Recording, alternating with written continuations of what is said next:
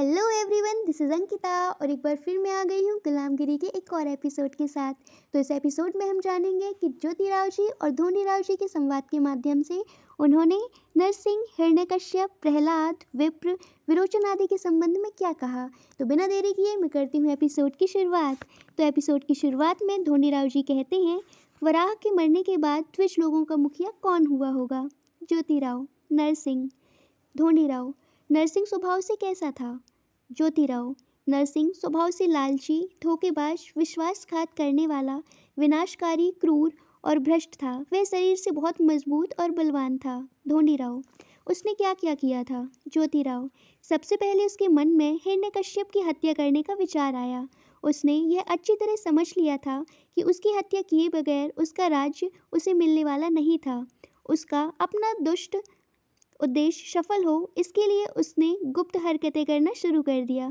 उसने अपने एक द्विज शिक्षक के माध्यम से हिरण्यकश्यप के बेटे प्रहलाद के अबोध मन पर अपने धर्म सिद्धांत थोपना प्रारंभ किया।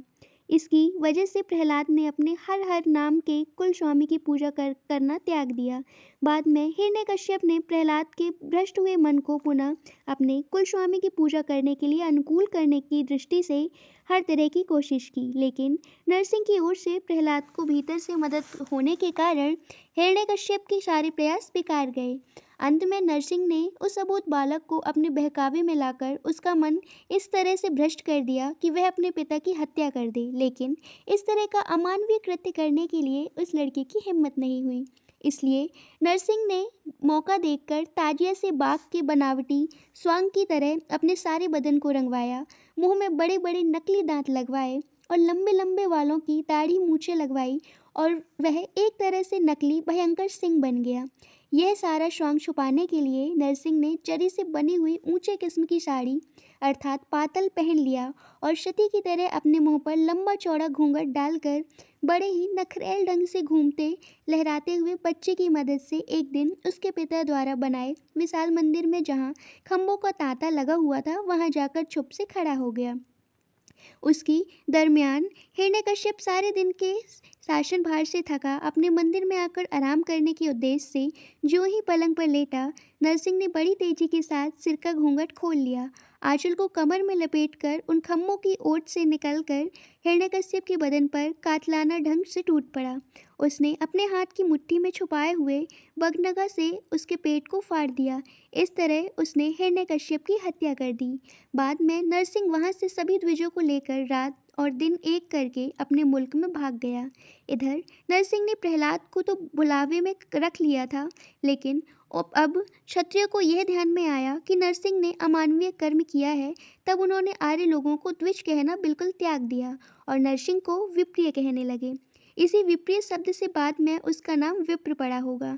बाद में क्षत्रियों ने नरसिंह यानी सिंह की औरत कहकर कोसना शुरू कर दिया। अंत में हिरण्यकश्यप के बच्चों में से कड़ियों ने नरसिंह को पकड़कर उसको उचित दंड देने की कोशिश की, किंतु नरसिंह हिरण्यकश्यप के राजसत्ता हड़पने की इच्छा छोड़कर केवल अपने मुल्क और अपनी जान को संभालते हुए किसी प्रकार का पुनः प्रयास न करते हुए मर गया। धोनीराव, फिर नरसिंह ने इस तरह के अमानवीय कृत्यों की वजह से उसके नाम को लेकर के बाद में कोई उसकी छीथू ना करे, इस डर से विप्र इतिहासकारों ने कुछ समय के बाद उचित समय को जानकर नरसिंह के बारे में यह सिद्ध करने की कोशिश की कि वह तो खंबे से पैदा हुआ। इस तरह उसके नाम के साथ कई झूठ मूठ की कल्पनाएं गढ़कर इतिहास में घुसेड़ दी गई होंगी। ज्योतिराव, हाँ, इसमें भी कोई संदेह नहीं, क्योंकि यदि वह खंबे से पैदा हुआ यह कहा जाए, तब उसके गर्भ की नाल दूसरे किस व्यक्ति ने काटी होगी और उसके मुंह में दूध का स्तन दिए बगैर यह कैसे जिया होगा। बाद में वह किसी न किसी दाई का या बाहर का दूध पिए बगैर छोटे से बड़ा कैसे हुआ होगा। शायद यह भी हो सकता है कि यदि कहा जाए, लेकिन सृष्टि में इस तरह से कुछ भी घटते हुए नहीं दिखाई देता। यह तो सृष्टि क्रम के ही विरुद्ध है।